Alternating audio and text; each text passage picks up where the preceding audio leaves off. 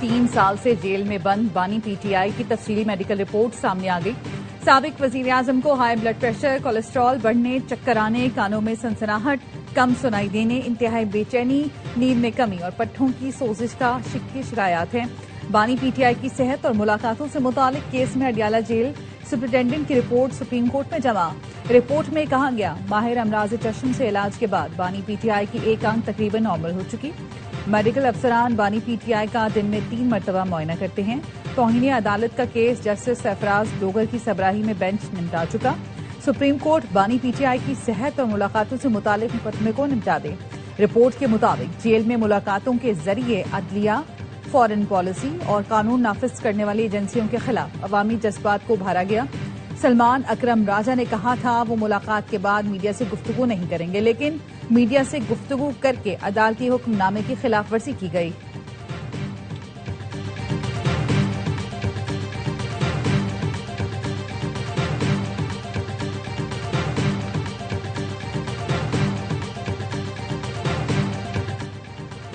PTI रहनुमाओं को बानी को फौरी अस्पताल मुंतकिल करने का मुतालबा। बैरिस्टर गौहर ने कहा, रिपोर्ट में है कि बानी पीटीआई का ब्लड प्रेशर हाई है। बानी से अहले खाना, डॉक्टर्स, वकला की मुलाकात आज कराई जाए।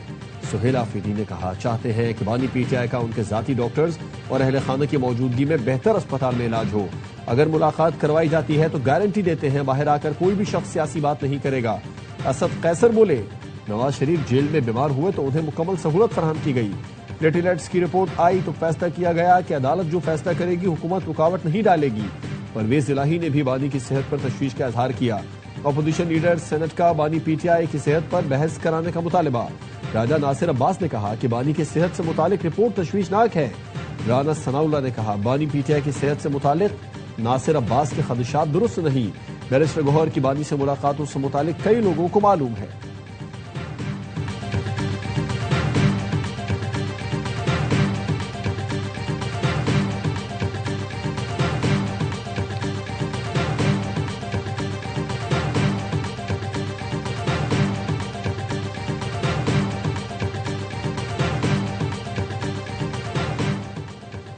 विफाकी वज़रा की कौमी असम्बली में अपोजिशन लीडर महमूद अचकजई से मुलाकात। अपोजिशन लीडर की जानिब से वजीर आजम को लिखे गए खत पर गुफ्तगू।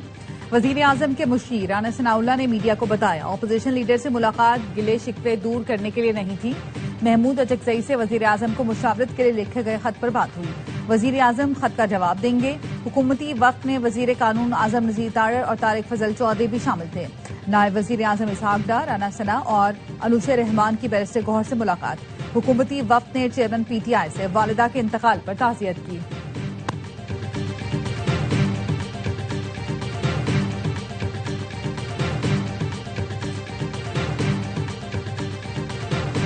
बानी पीटीआई से मुलाकात का फैसला हुकूमत और इत्तेहादियों का इज्तिमाई होगा। रवैये में तब्दीली न आने की जिम्मेदार पीटीआई खुद है।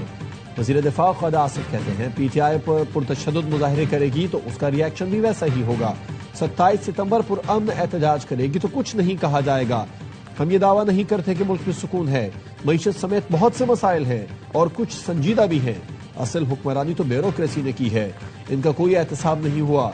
ख्वाजा आसिफ ने कहा कि ईरान मक्का मुआहदे में शामिल हो सकता है।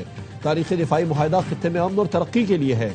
ईरान का मौक़िफ़ कि उसने अमरीकी बेसिस पर हमले किए, किसी मुल्क पर नहीं। तेहरान आबना हुर्मुज़ के खिलाफ तमाम मुस्लिम ममालिक से राबितों में है। भारत पाकिस्तान पर दोबारा हमला करने की हिम्मत नहीं करेगा।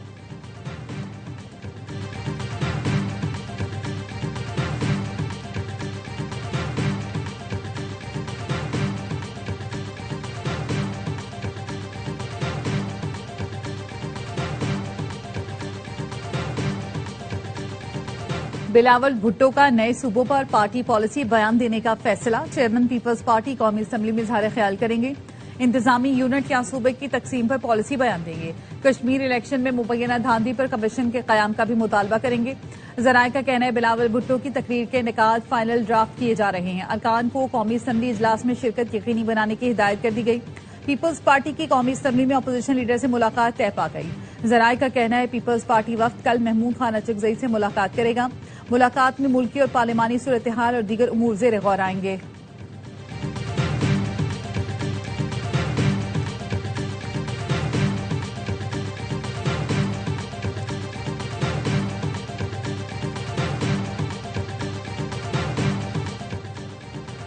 हुकूमत ने पेट्रोलियम मसनूआत की कीमतों में फिर इजाफा कर दिया। पेट्रोल ₹5.77 फी लीटर महंगा।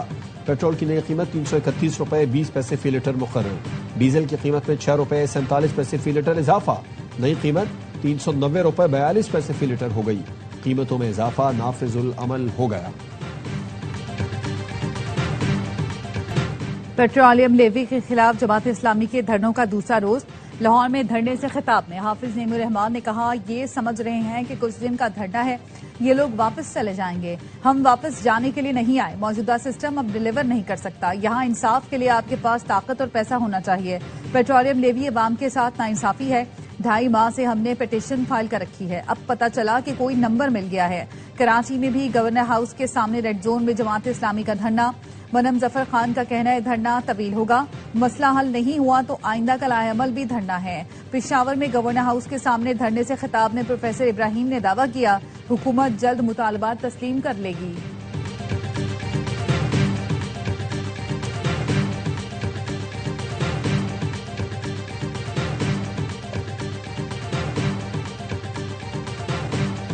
बंदी की मुद्दत खत्म, ईरान हथियार डाल दे। अमरीकी सदर का कहना है ईरान के साथ जारी तनाजा खत्म करने के लिए जल्दी नहीं, बहरी नाकाबंदी के जरिए ईरान पर मौशी दबाव जारी है।